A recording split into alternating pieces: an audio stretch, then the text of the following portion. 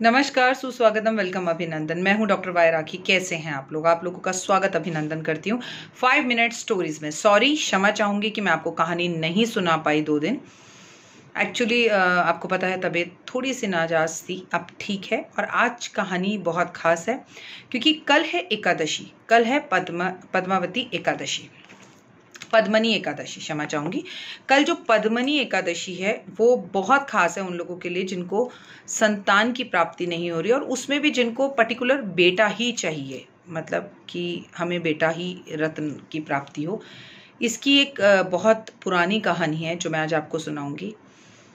साथ में इसे पुत्रदा एकादशी के नाम से भी लोग जानते हैं कि जिन्हें पुत्र की प्राप्ति करनी है वो एकादशी है। ये साल में 24 एकादशी आती है, महीने में 2 एकादशी आती है, लेकिन जब मल मास होता है तो ये एकादशियां 26 एकादशियां हो जाती हैं।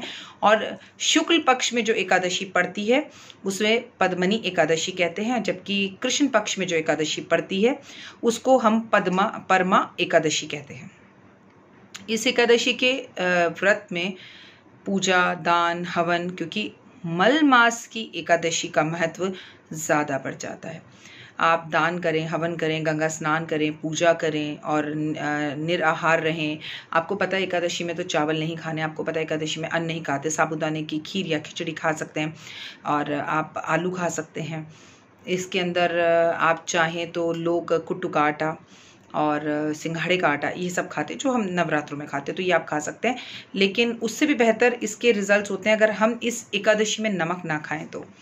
अब नमक के विषय में तो मैं ज़्यादा कुछ नहीं बोल सकती क्योंकि नमक छोड़ना थोड़ा सा मुश्किल होता है, लेकिन मुझे लगता है कि अगर पूरे के पूरे पुरुषोत्तम मास में हम नमक ना छोड़ पाएँ तो कम से कम एक दिन, अगर एकादशी वाले दिन हम नमक छोड़ दें तो भी चलता है।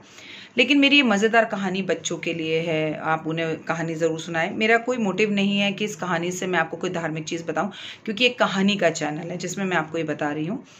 बहुत समय पहले की बात है, एक बहुत धार्मिक धर्म कर्म करने वाला राजा था और उस राजा के संतान की प्राप्ति नहीं हो रही थी, उसे पुत्र ही चाहिए था।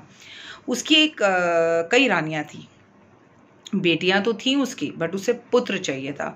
उसकी सबसे प्रिय रानी जो थी उसका नाम पद्मनी था और राजा को मन में ये बात थी कि मैं पद्मनी के साथ ही मुझे पुत्र की प्राप्ति हो।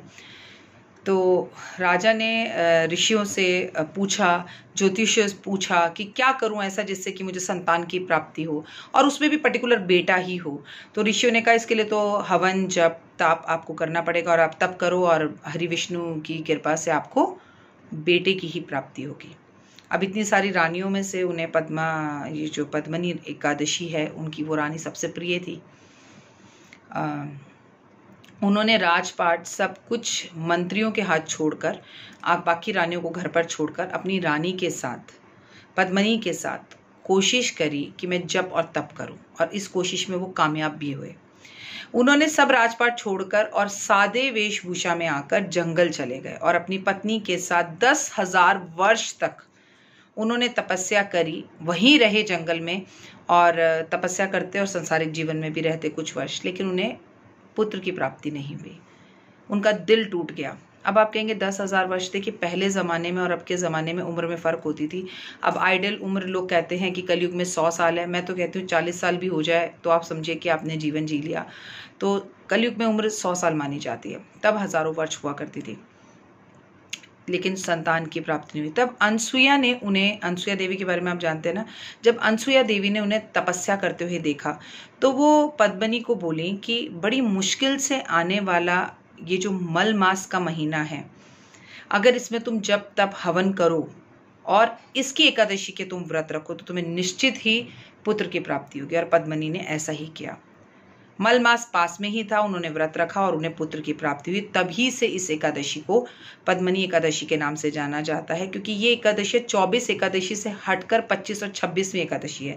तो जो फल आपको 24 एकादशियां देती हैं उससे भी कई गुना ज़्यादा फल आपको ये एकादशी देती है। तो कल आप व्रत रखें ना रखें, एक मिट्टी का बर्तन लेकर उसमें चावल भरकर 5 तरह के फल लेकर दान ज़रूर करें। और इस कथा को सुनने वाला, कहने वाला, हुंकार भरने वाला, हरि विष्णु के जयकारे लगाने वाला, उसको इस एकादशी के व्रत रखने के बराबर ही फल मिलता है। और फिर आप रखें ना रखें, मैं डॉक्टर वाई राखी, मैंने अपने परिवार के लिए, यूट्यूब परिवार के लिए ये व्रत रखा हुआ है। आपको इसका फल और आभार ज़रूर मिलेगा। फिलहाल मुझे दीजिए इजाज़त। उम्मीद करती हूँ कि ये एकादशी की कहानी आपको ज़रूर पसंद आई होगी और आपके आसपास कोई भी ऐसी महिला है जिसे पुत्र की इच्छा है, और बेटा या बेटी में कोई फ़र्क नहीं होता, लेकिन हर किसी की अपनी पसंद होती है, क्योंकि इस देश को जितनी बेटियों की ज़रूरत है उतनी ही बेटों की भी ज़रूरत है। हम लोग एक सिक्के के एक ही सिक्के के दो हिस्से हैं। ना हम पुत्रों के बिना जीवन बिता सकते हैं, ना हम पुत्री के बिना जीवन बिता सकते हैं।